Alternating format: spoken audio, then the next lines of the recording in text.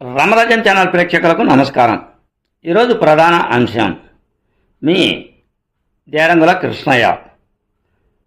సింధూర్ పెద్దన్న పాత్ర, అమెరికా అధ్యక్షులు Donald Trump, కాల్పుల విరమణ, భారత్ పాకిస్తాన్ అనే అంశం. హోరాహోరీగా యుద్ధం జరిగింది. ఆ యుద్ధంలో ఎవరు గెలిచారో ఎవరు ఓడారో తుదకు యుద్ధం ముగింపు తెలియాలి కదా. కానీ యుద్ధం ప్రారంభం అయ్యింది. ఇరు దేశాలు మోహరించాయి. విపరీతమైన యుద్ధ పరిణామాలు చోటు చేసుకున్నాయి. ఒకరికొకరు మేము మొగోళమంటూ యుద్ధ పరిణామాలు సంభవించాయి. తుదకు విజయ రహస్యం ఎక్కడ ఉంది అంటే భారతదేశం. నరేంద్ర మోదీ విరుచుకుపడ్డాడు. తప్పు మనలో లేదు. తప్పు మనలో లేనప్పుడు ఎంత దూరమైనా వెళ్ళొచ్చు అనేది ప్రపంచంలోని ఇతర దేశాలకు తెలియజేశాడు.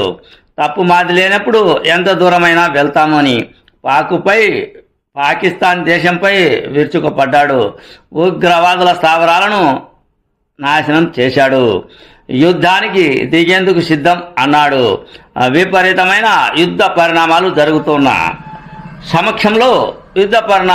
జరుగుతున్న పరిణామంలో ఇక ఏమో ఎక్కడో పాకిస్తాన్ ఆ తర్వాత భారతదేశ యుద్ధం ఎంతవరకు ఏ విధంగా వెళ్తుందో అని ప్రపంచ దేశాలకు సందేశం అందాయో ఏమో. అమెరికా అధ్యక్షుడైనటువంటి ట్రంప్ పెద్దల పాత్ర వహించాడు.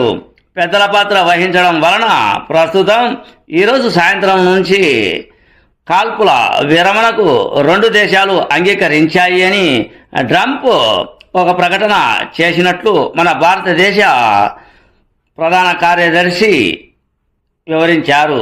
ఈ విధమైన పరిస్థితి కొనసాగింది.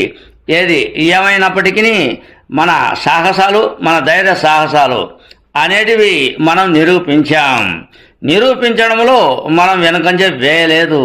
ప్రస్తుత రాజకీయ స్థితిగతుల ప్రకారం కాల్పుల విరమణ అనేది జరిగింది. మళ్ళీ ఈ నెల 12న విచారణ కార్యక్రమాలు, మళ్ళీ ఈ నెల 12న చర్చా కార్యక్రమాలు కొనసాగుతాయి. ఈ చర్చా కార్యక్రమాల్లో ఏం జరుగుతుందో, ఎక్కడ జరుగుతుందో కాలమే సమాధానం చెప్పాలి.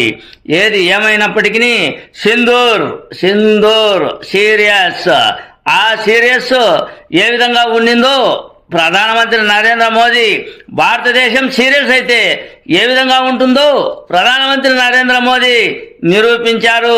పెద్దలను దించాడు. పెద్దల పాత్ర వహించేటట్లు చేశాడు. పెద్దలే నిర్ణయాలు చేపట్టారు అనేది ఈ చిన్న వీడియో.